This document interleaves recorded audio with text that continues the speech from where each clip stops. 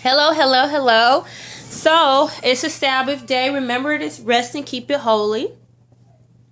Praise be to the Most High, the creator of the heavens and earth. I ask that the Most High lead me to touch someone's heart with what I'm going to read, because it's all about saving souls instead of losing them. So, I'm going to read Jeremiah chapter 10. All right. Jeremiah chapter 10 says, "Hear ye the word which the Lord speaketh unto you, O house of Israel. Thus saith the Lord, learn not the way of the heathen." So he's telling us right there, don't do the ways of the heathen. Okay? So thus saith the Lord, learn not the way of the heathen. Be not dismayed at the signs of heaven. For the heathen are dismayed at them. For the custom of the people are vain. For one cutteth a tree out of the forest, the work of the hands of the workmen with the axe. Excuse me. They deck it with silver and with gold. They fasten it with nails and with hammers, that it move not. They are upright as the palm tree, but speak not. They must need to be born, because they cannot go. Be not afraid of them, for they cannot do evil. Neither also is it in them to do good, for as much as there is none like unto thee.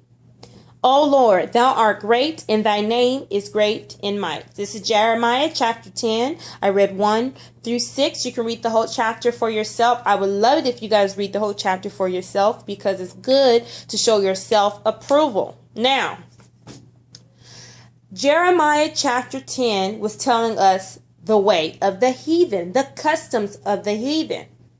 And he, point blank, period, described a Christmas tree. On a Christmas tree, and now they're getting the fake Christmas trees. I heard that the fake ones are less messy, but they get these Christmas trees, they cut it out of the forest, or from its natural inhabitation, from wherever it came from. They cut it out, most likely the forest, and they fasten it down on other wood so it can stand upright, because we know that once you cut that tree down from its foundation, from the foundation where it was held upright, it's not going to stay up anymore. It's going to totter and move around. So you need a new foundation to nail it down on for it to stand upright. Then what do we do when we have this Christmas tree? Well, I'm going to tell you what we do, or what the Christians who celebrate Christmas do. I'm not going to say we. I don't do that anymore. I used to, but I don't. They put these little round balls on it. Now, they have gold and silver, like the word says. They deck it with gold. They deck it with silver and with gold. They fasten it with nails and with the hammer, that it move not. That's Jeremiah chapter 10, verse 4. So they take this gold and silver balls. Now they have different colors, like the common colors is gold and silver, red and green. That's the Christmas colors, red and green.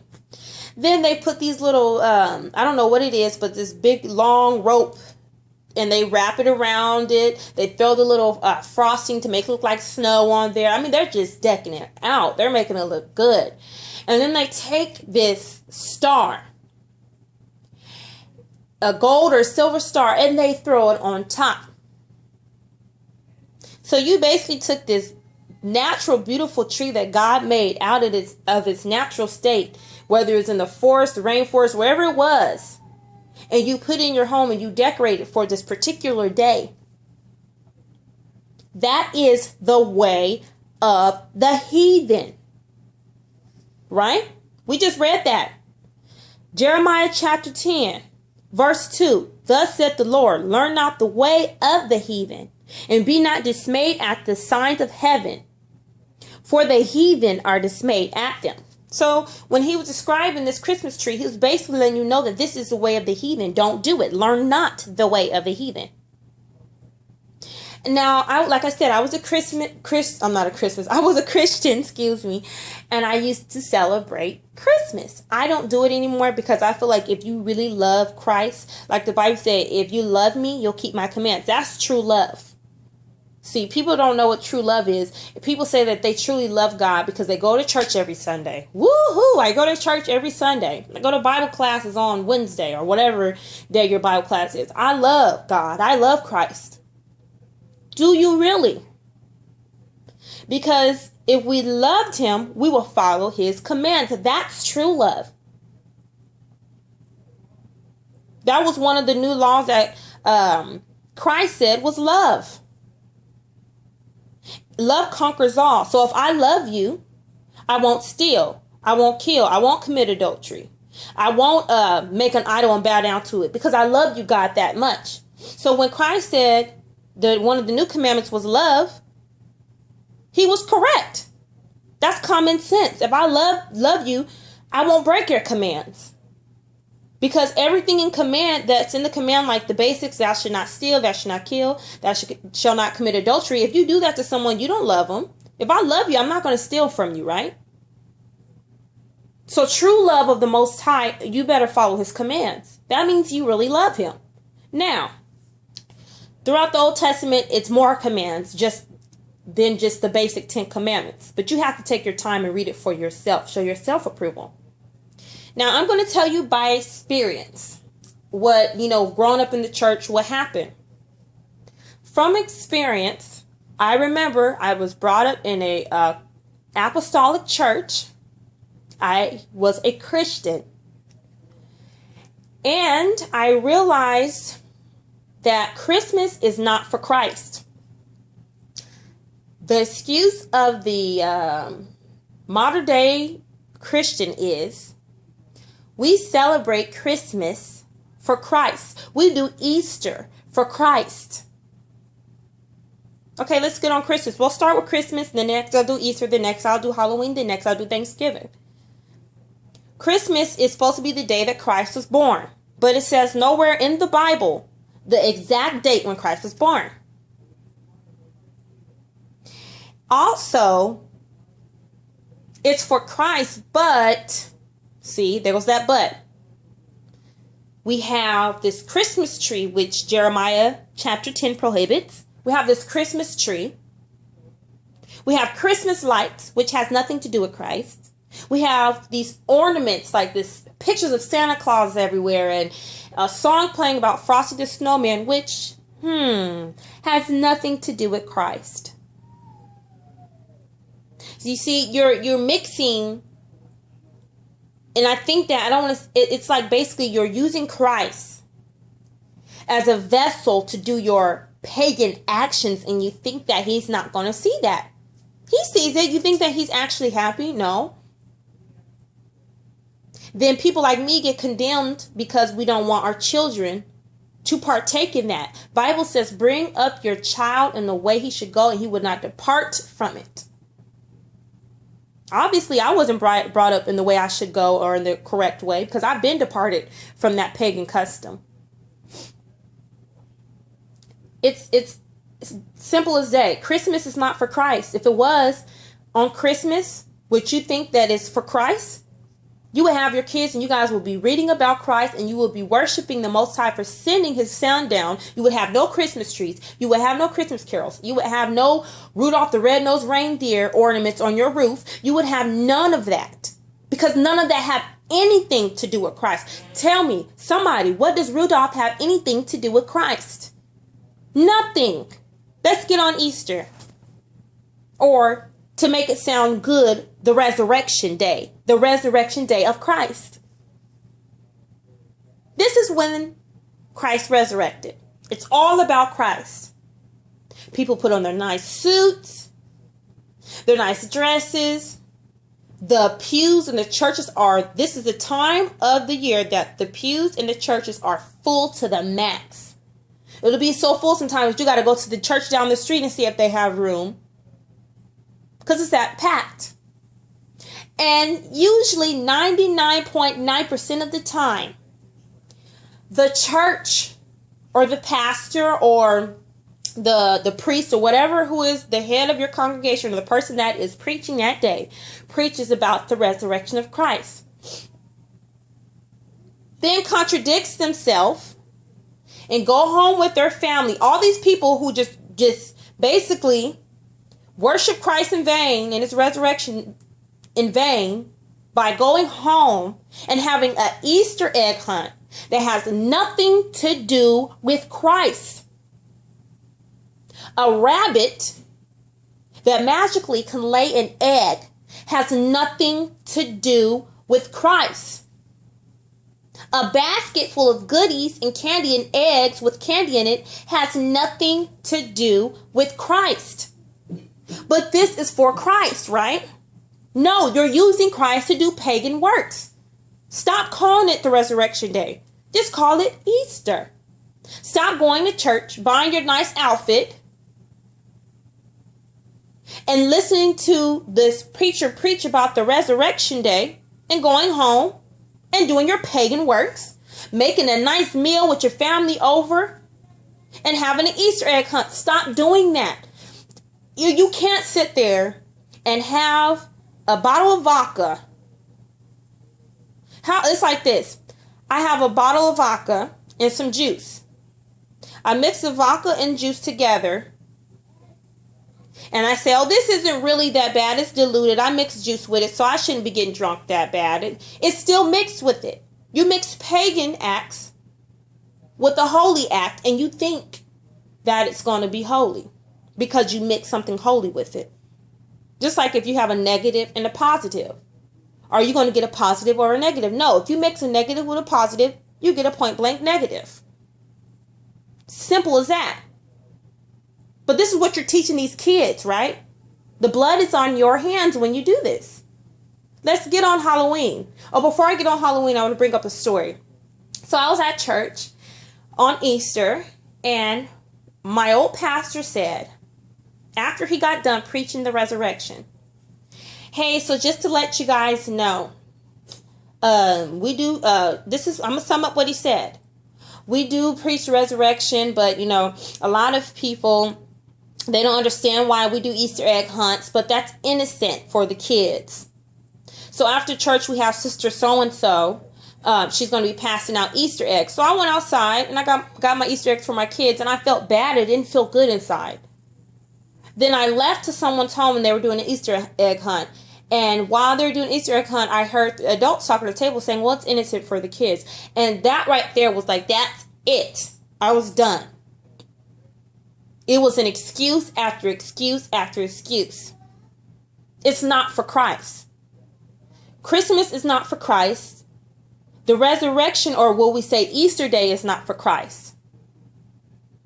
Because if it was, Resurrection Day will be you at church and you're talking about the resurrection of Christ, going home. If you guys want to sit there and you want to eat and say, all praises to the Most High for sending his son to resurrect and die for our sins.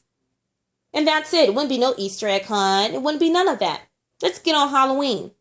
This same church, and I pray that the Most High work with them, and I pray that someone's getting where I'm coming from. This same church had a harvest festival on October 31st, which was Halloween Day. Now they are a church.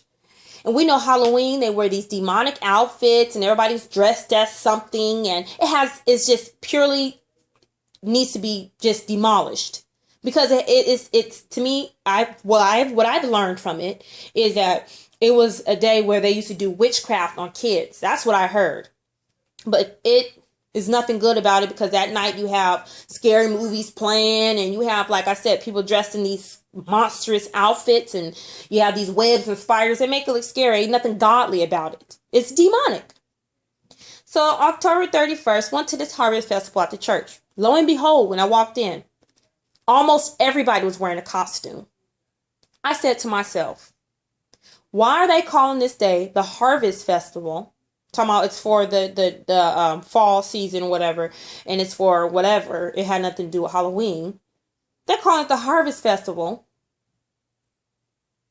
But you have all of these people who are saints and holier than thou wearing costumes. Food is everywhere. They're playing games. I said, this is a Halloween party. But they tried to cover it and say harvest festival. That's wrong. This is the church. But when somebody like me come around and say, hey, this is wrong, we get ridiculed. I never forget, I told someone that I don't celebrate Christmas, Easter, Halloween. They said that I was being unfair to my kids. It's not about what my kids think. I'm not worried about my kids being cool with everyone else. It's like the example that I give a lot. If your child was to get called into the principal office because he was smoking weed in the bathroom, and we all know that kids, most of the time, it's like out of 5 kids, probably 3 out of 5 of them are going to try to do something, whether it's losing their virginity, whether it's trying drugs, whether it's skipping class, sneaking out the house. They all try at least once, try to do something that they know that is prohibited if their parents would not allow it, you know? And their principal calls you and say, hey, your son, he got caught smoking weed in the bathroom. We're suspending him. Your son comes home and you ask him for explanation. Why did you do that?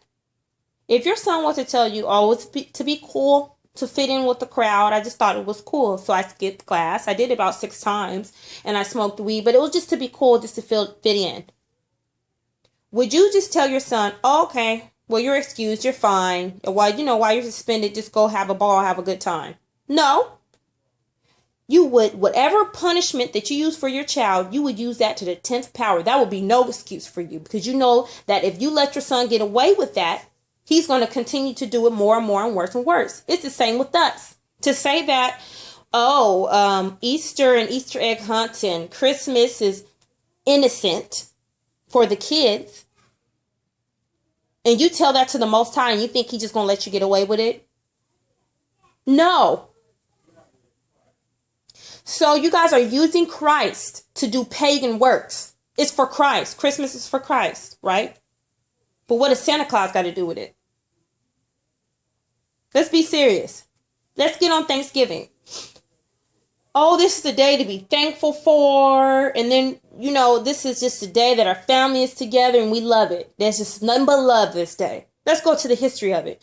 That is the day when the Native Americans were slaughtered and killed. And is that something to be thankful for? I told that to somebody. You know what they said? Oh, we don't do it for that reason. We're really being thankful on that day. Well, why would you choose the day that they were slaughtered and killed and murdered as a Thanksgiving day? That's nothing to be thankful for. You have 365 days out of the year to be thankful and have your family around. Why choose the day that the Native Americans got slaughtered and killed to be thankful for? How do you think these Native Americans feel that their land was taken, and now you have all these Americans celebrating the day that they were just slaughtered and killed, and all these horrible things happened to them, and we're choosing that day to be thankful? And you think God don't see this? So I'm going to tell you, you cannot serve 2 masters. You cannot say Christmas is for Christ, but you have your Christmas lights and your Christmas trees that have nothing to do with Christ. You cannot say that Resurrection Day is for Christ, then the next 20 minutes after church, everybody's packing up the car to do an Easter egg hunt. You cannot sit there and say that you don't celebrate Halloween, you're doing a harvest festival, but you have on your costumes and you're basically having a Halloween party, which we shouldn't be celebrating Halloween at all. That's demonic. But you love Christ. You love him. How can you love him, but you're using him? It's purely wrong. So I want you to read Jeremiah chapter 10. And I want you, if anyone can do this for me, go to your pastor, have him read Jeremiah chapter 10, and then tell me his response. Ask him, why does he never read that to the people in the church? This is wrong, you guys. This is not of God. This is pagan.